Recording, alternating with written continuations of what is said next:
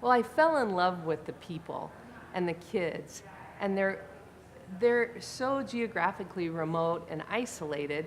And when we came, 25 years ago, there wasn't the internet and really satellite phones and TV that was pretty intermittent. They have a hard time on standardized testing. And, I would be giving a test like maybe the Peabody picture vocabulary test in those days, and the question would be which one you eat. And there would be a couple objects that would be obviously not the right answer, and an apple and a whale. Well, they would choose the whale. They don't have apples. I just realized how mismatched our approach was versus what these kids could do. They were just so fresh and so excited about hands-on investigations. That was their culture. They've survived in a harsh environment for hundreds, thousands of years, and so they were natural problem solvers and system thinkers already. And so to match that up with hands-on education and tinkering and engineering and thinking about how to solve a design problem, they were really good at it. And I really got the bug to bring opportunities their way and help them feel successful. I was so excited, and I go to their villages once a month, and then they'll say, can you give us a professional development workshop for teachers K-12 on integrating STEM across the curriculum? And you're like, sure.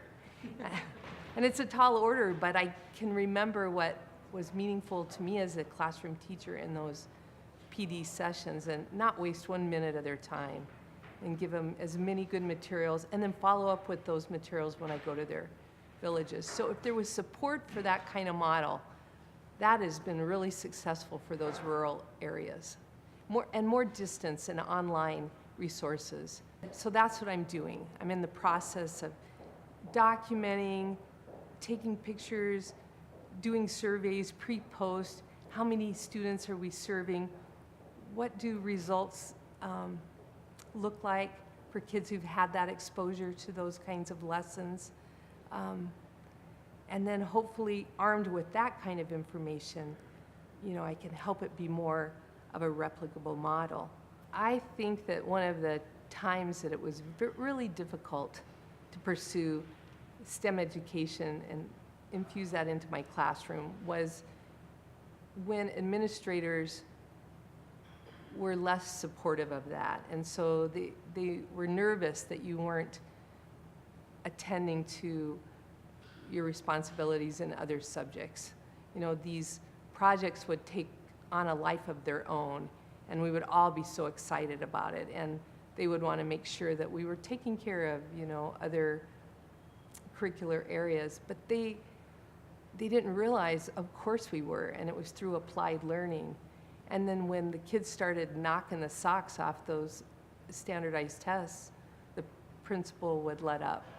And I think they kind of were secretly converted. They don't want to say so, but I think that they definitely saw the value, and they saw kids were engaged.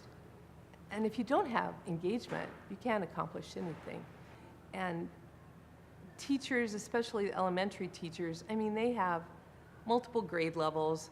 The little ones are, they got to worry about what they're doing, and the older kids may or may not be familiar enough or catch on to help the little ones. So it's just really critical to go and provide that face-to-face support, as well as financial support to get materials.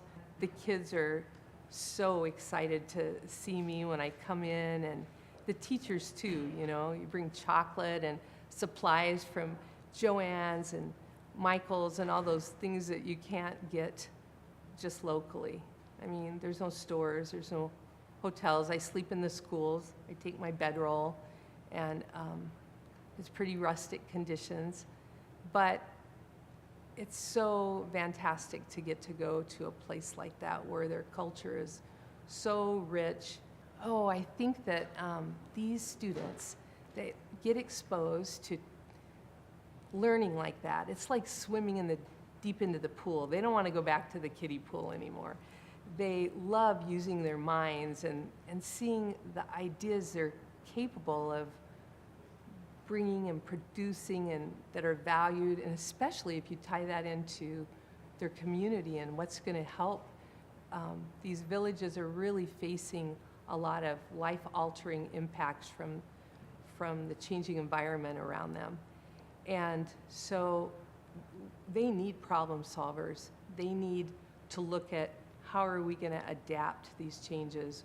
How are we going to be resilient? And these people are resilient. But to have these conversations and have kids contribute to them with their community elders and their locally recognized experts, as well as the Western scientists that are all over the Arctic doing research, I really feel like I'm having an impact, and that those students are becoming aware of their, when they go outside, they're looking at things around them differently. I mean, they know how to fish, but they don't know that the contents in that fish's belly are indicating the food chain difference that's happening and why those fish are maybe less plentiful because their food source is less plentiful. So they can contribute that. Maybe they can make an app and have the local fishermen contribute that information to the scientists. And then maybe that will mean there's a different food source that they have to go after, or maybe the fish will adapt to a different food source.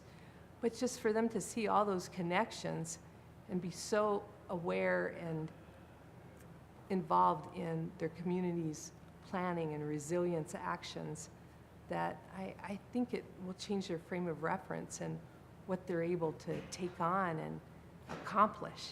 I think one thing I've learned is to be a little more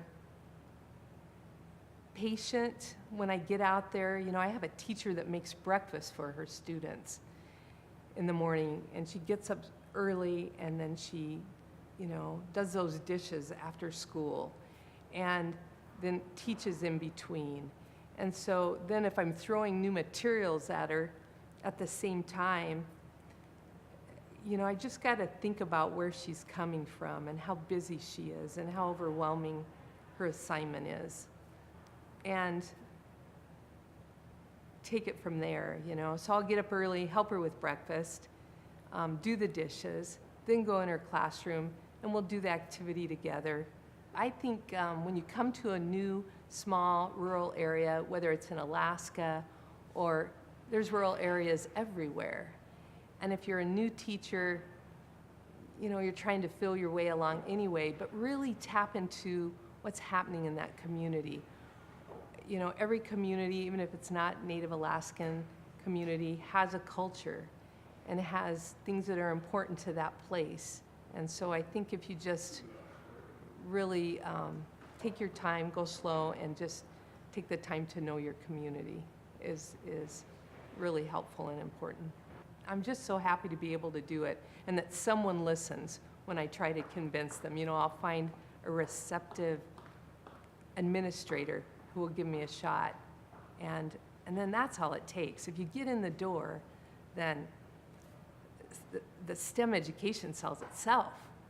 The kids are excited, running up to the parents, running up to the other teachers, or the teacher. It's even better if the teacher does it and you give them the supplies and you're just kind of the facilitator on the side, because then the teachers get that feeling inside of them, and then they're empowered to do more of this with their kids, and that's what you want.